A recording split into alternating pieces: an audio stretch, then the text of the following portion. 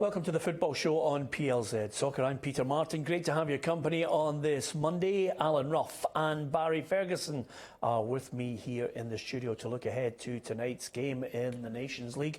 It's our opening match, and the Scotland manager, Alex McLeish, will certainly be hoping for a win. We're all hoping for a win, and we've got lots more to talk about as well.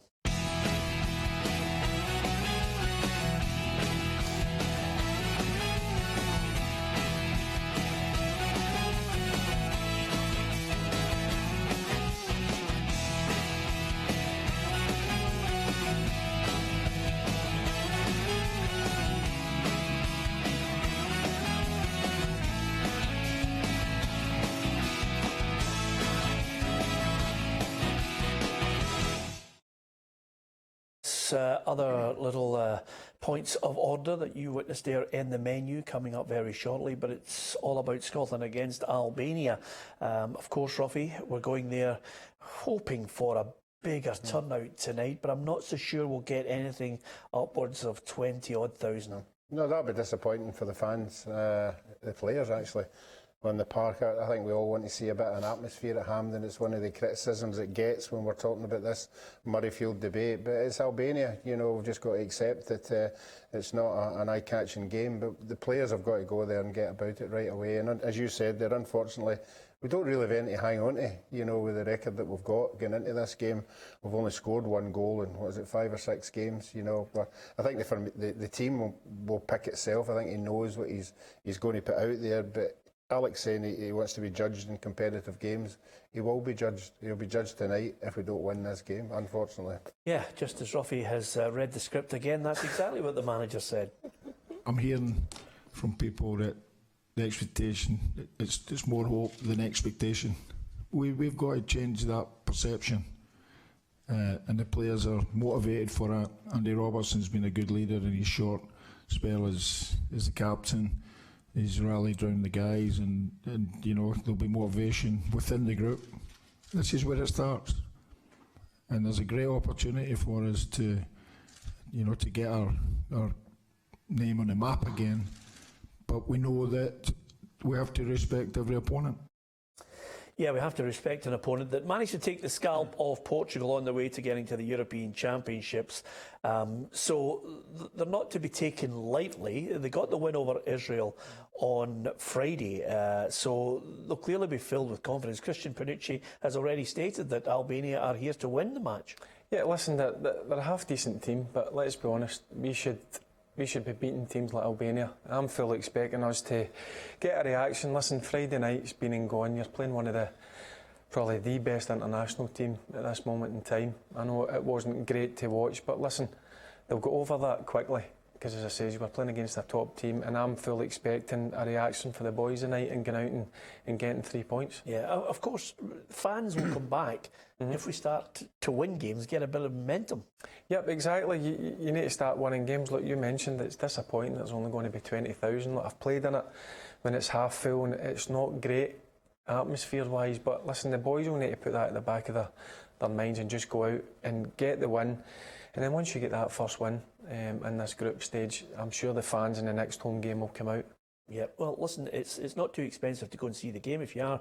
It depends on what time you're watching this on our YouTube channel, but nevertheless, tonight it's £25 for adults, £5 for juniors. West and South stands are still selling tickets for it. Scotland against Albania. Here's what we can expect.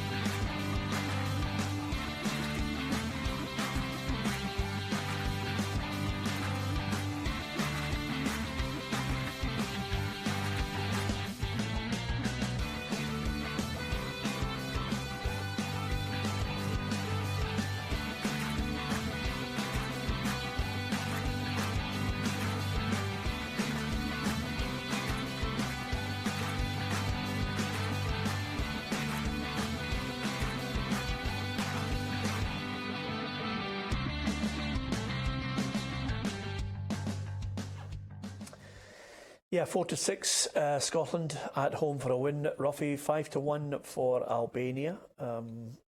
You look at those results there and you think to yourself, we must, I think, win this game. I don't think there can be any excuses tonight. No, it's the old scenario, isn't it? 1-0. Whenever it comes, we'll take it and move on. You know, I've said it all along, it's a lot of young players trying to find their way in international football. And Barry will tell you, when you're in that situation, you know, sometimes you're not the best of your game. You find your way, you get a wee bit of confidence, and then you can play at the level you're playing at club level. But that would help, you know, a goal early on, everybody settles down, and then we can see what we've got. But again, we're getting into this game, as I said earlier, but we haven't beaten anybody yet, you know, so we're expecting to beat this side. You know, if you've seen some of their results there, you know, getting beat 3-0 at home. I know they had a good result against Israel, but we keep saying it, we need to really get in about these sides. You know, we can't let them come here and start spraying the ball about and feeling comfortable on the park. We need to have a pressing game and take every chance that comes along our way. Yeah, well, if Christian Panucci is filled with optimism and confidence, Alex McLeish remains defiant about Scotland climbing through the groups in the forthcoming months and years. We're at a level at the moment where we're in Group C. We're not in that group for no reason. And we have to prove that we can get ourselves up to the level of the B group and ultimately get back amongst the big guns again. Yeah, that's where we want to be, among the big boys, and maybe getting a chance to play against teams that you can regularly beat. Do you think it was a good idea preparing for this game with the match against Belgium? Because, you know, I watched it at times, you know, with my hands over my eyes because the blunders were unbelievable. Yeah, look, if you take the 3 mistakes out, I mean, it was bad mistakes. As I said, You're surely not going to. You're veering into what I call, what was the name of the Hearts manager? I've forgotten him already. The boy who was sacked last year. What was Ian Cathro? Yes, I remember Ian Cathro. If you take away the goalposts, were a match for anybody. No, Peter, I says on Friday, I quite like the fact that they're playing against top teams because, look, it was a lesson on Friday night. You're playing against a top team with top players, and if you do take the mistakes out, I mean, there were bad mistakes. I mean, losing the ball in certain areas of the pitch where you can't do against top class opposition. But look, you want to try, you want to be tested against the best in the world. Look, wasn't great in Friday night, but I'm sure they had a long chat on Saturday. Listen, if we try and cut out these mistakes, I know it's only Albania we're talking about, but we've got to go out and go right for them. I think we've got to put pressure on them right away, because if you start doing that the first 10-15 minutes, you're going to get the crowd behind you, and it's great when the crowd do get behind you, but I'm fully expecting us to go out and beating a team like Albania. We've got to, if we want to go up, what Alex McLeish says, into the B group, we need to be beating teams like Albania and Israel. Yeah. There's no doubt about that. Of course, we all look at some of the quality players we do have. We wish we had, Kieran Tierney as a world-class right back, or Andy Robertson is a top drawer left back. But the two of them play in a similar position. So we're just wondering, where's Kieran Tierney at his happiest? Yeah, for me, it's another position to play. The manager trusts me in a different position, which is great for me. He's trusting a young boy at centre back. I've played there a few times with Celtic as well, so I'm familiar with it to an extent, and I'm enjoying learning a new position as well. If you had your choice, Kieran, where would you play? It's the same as every footballer. It's on the pitch. Everybody knows what position I am. So it's up to the manager where he plays me, but everybody knows what position I play. Yeah, that's Kieran trying to avoid saying, look, I want to play left back. It's as simple as that. I don't know why they try and coach them to avoid the answer on that when he wants to play left back. Yeah. But any professional footballer you speak to, Ruffy, you're playing for your country. Kieran Tierney's like anyone else. He's happy to get a jersey. Yeah. If it's centre half, providing, of course, he doesn't get exposed and then it affects his confidence because he's there consistently playing out of position. Yeah, I think we all can see why he's playing three at the back, because as Barry's touched on, it's Albania. If it was Germany or Spain or Italy, I don't think we'd be playing three at the back, and he'd be playing in a four. And I think, I know everybody's saying, they're on the same side of the park. the two of them can cause damage, and with one further than the other. You know what I mean? If Robertson's not getting forward, I'm sure Tierney would get forward for a full-back position. So I think that's a strength to have the two of them. If one goes forward, the other one covers. The two of them know exactly what to do in that position. So I just think, I can see why he's doing it, but I think you're just curtailing a good point of Kieran Tierney. For me, the strength of Kieran Tierney is getting forward, getting into the box, putting quality balls into the box, and we play him in the back three, you're taking that out of his game. Yeah, and that's basically no his strength. But you're right, he's pulling a jersey on, he'll do it. But I would like to think later on we could find a way of playing both of them on the same side of the park, because I think it would cause absolute havoc. Yeah, I agree with you. Listen, I'm not being derogatory towards Kieran Tierney at the moment, but the reason why Andy Robertson's in that position is because I think he's a better player. And Kieran Tierney is, he's got a long way to go. He's going to get better and better. And he's possibly, I think, one of the top 5 players in Scotland's Premiership at the moment. Yeah, listen, we're blessed to have two, for me, top-class left-backs. At this moment in time, I think Robertson is ahead of Kieran Tierney, just for the simple fact is he's playing in the Premier League and he's playing at a top club down there against top-class players week in, week out. But I'm with Ruffy. I would like to see two of them playing. I like to see he's playing with a 4 at the back. You put Tierney and you can put Robertson in front and they can swap. They're that good. Are we good enough though, Barry, to only have 2 guys in the middle of the park? No, I think we need to have 3 guys in the middle of the park. I'll be honest with you, 2 holding midfielders. I think we're too wide open if we don't play that. It's always going to be a 4-5-1 then. Yep, that's what we played all our days under Alec. As the formation I played under Alec at Scotland, under Walter Smith. And you know what? Sometimes it wasn't great, but we were solid enough that we weren't going to concede goals. I just think when you play with one central midfielder, one holding central midfielder, you leave yourself wide open. Okay, so he plays a 4-5-1. Where does Tierney play and where does Robertson play? Tierney plays left back and Robertson plays one in front. But he can overlap, as Ruffy says. Kieran Tierney can overlap and then Robertson can fill in for him because they're good enough and they're intelligent enough footballers, the two of them. I think when you see Robertson playing with Liverpool, he's not playing as a fullback. He's on the halfway line. I accept that. He's on the halfway line going forward. He's not defending because what they do is they just cover for him. They just push somebody out there. So that he's got the mentality was, I don't need to defend. I just need to go forward. I just think, Peter, you've got to find a formation for the two of them because for me, 2 of them are top class players. So you've got to find a formation that suits both of them. Kieran Tierney in a back 3, I'm not too sure. I think it kind of holds him back a wee bit, is where he's used to at Celtic, bombing forward.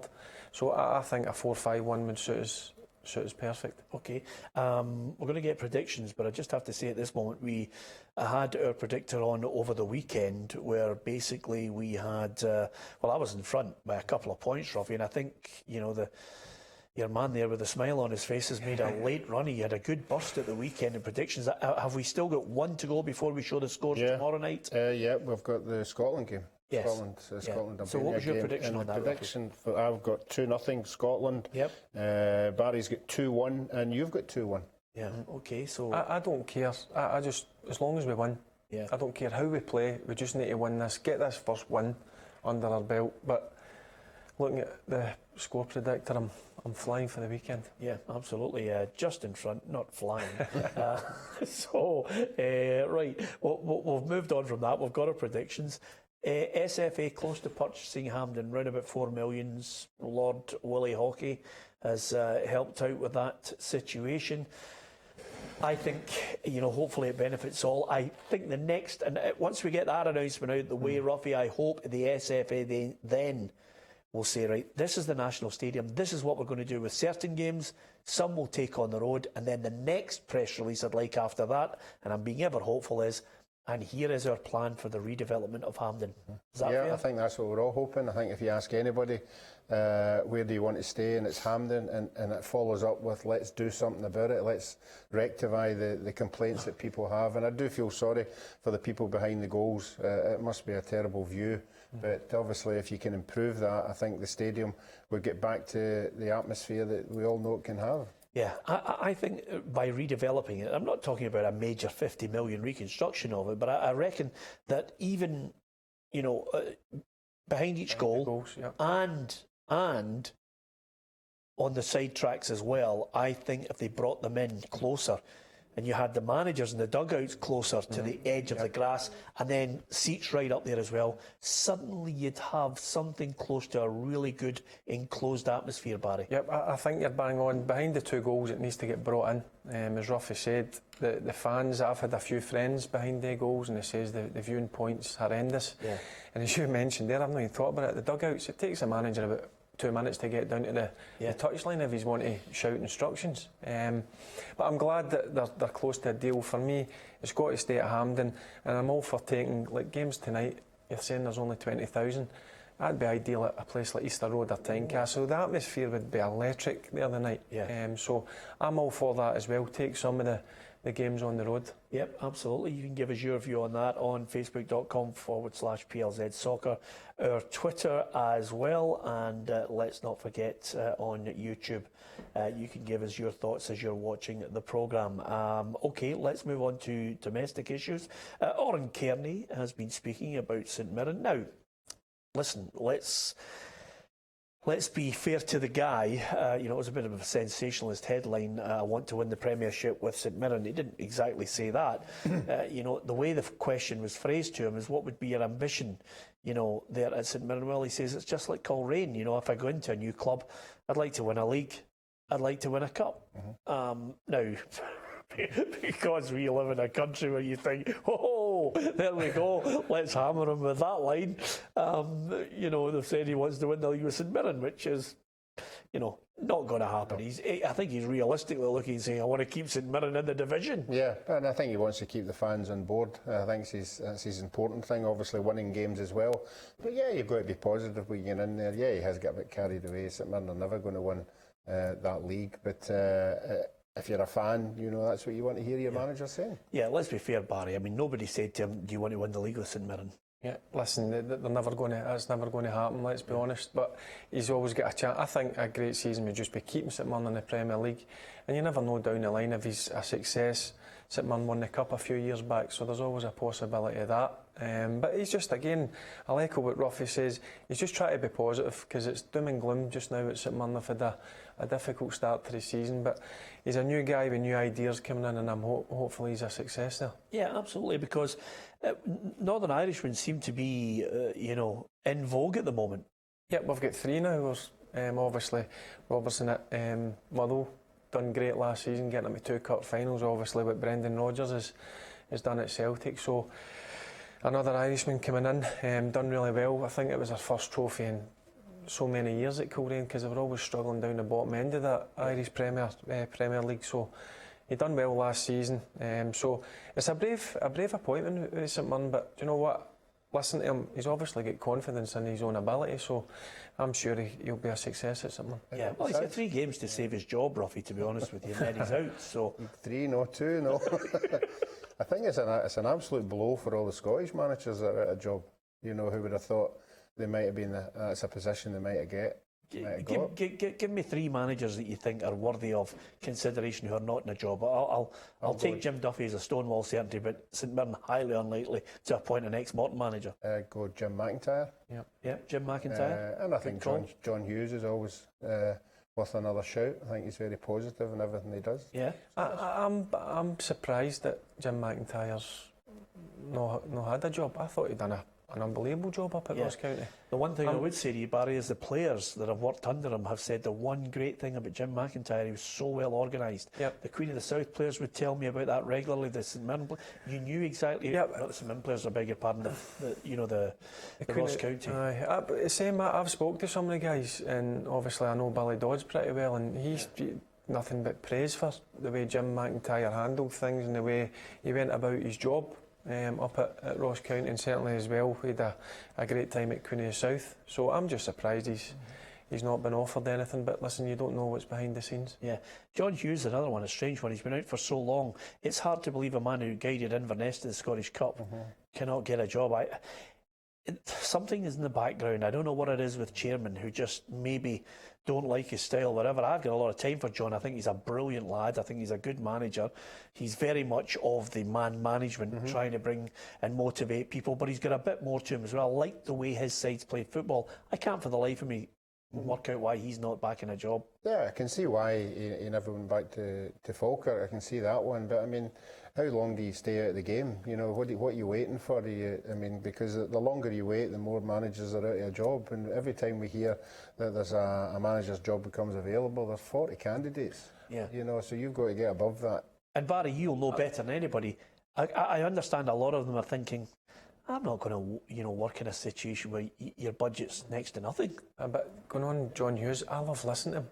I think he's an intelligent guy. The way he wants to play football, what the clubs he's been at, as you mentioned, Inverness, Cali, Hibs, or whatever, they were all teams that got the ball down and played attractive football and scored a lot of goals. So I don't know whether it was what happened at Wraith Rovers or no. He had a difficult time there, and there was a bit of a fallout. Just a salvage job, though, wasn't it? It's not right. Guys like that, for me, should still be in the game. But listen, it's all about opinions. That's the issue. If you say something wrong or something's happened, it sticks with you. Yeah, absolutely. It shouldn't be allowed. In this country, it does. It's a very small parochial attitude to it. Okay, couple of things to finish with, and some stories I think well worthy of our consideration. Craig Levein back watching Hearts reserves against Hibs reserves. Hearts got a 2-1 win, and I think it was great to see him back there. Yeah, it's horrible. As soon as you hear of anybody being taken into hospital for that condition, you obviously fear the worst, but obviously it isn't. He's back again, and he'll be looking forward to it. And once you've been brought up playing and watching games, you just want to go there. I think it was good that he just maybe went to a reserve game where it'd be a wee bit less excitement, but I'm sure it won't be long before he's back in the dugout. Yeah, absolutely. And I think Danny, it's difficult to say this one, Amankwa scored the goal along with Craig Whiten as well. He got the other goal for Hearts in that 2-1 win. To finish off, Fernando Rickson has thanked fans for the support, which basically has allowed him to get a new voice generator. I think it's very much in the same mould. He can operate it the way Stephen Hawking's did. And Fernando, even at 42, this disease, motor neuron disease, has absolutely, robbed him of the ability to speak now, which is an absolute tragedy. This is great news as far as fans getting money together to get this equipment for him. Yep, great. I played a charity game last year, and he was really struggling at that stage to speak. So I seen it in the news this morning, and it's a great way now you can communicate with fans and people who want to get in contact with him. As I say, he was struggling at that stage, so it was great news, and obviously he's thanking the fans and obviously everybody that's went to his games that's been able to get him this sort of machine. Yeah, at the PFA Awards just at the end of May, Ruffy, a standing ovation when John Hartson came onto the stage with Fernando. Both of them were joint winners of the award. You're struggling to hold back the tears. It was just great to see him there. Yeah, and the thing about it as well, it's not now just about him as a footballer. It's about him as a person. And what he's going through, and what a lot of other individuals are obviously going through as well. It's a horrible disease, but it just shows you what football's all about. Supporters remember their heroes. Yep, absolutely. We are going to finish. Let's hope by the time we're back tomorrow, we're talking about a Scotland win against Albania. Thanks to Alan Ruff and to Barry Ferguson. Don't forget, you can join us by subscribing to our YouTube channel. You'll get PLZ Soccer and the football show there Monday to Friday at 6 o'clock live, and there's bulletins regularly throughout the day. Thanks for watching.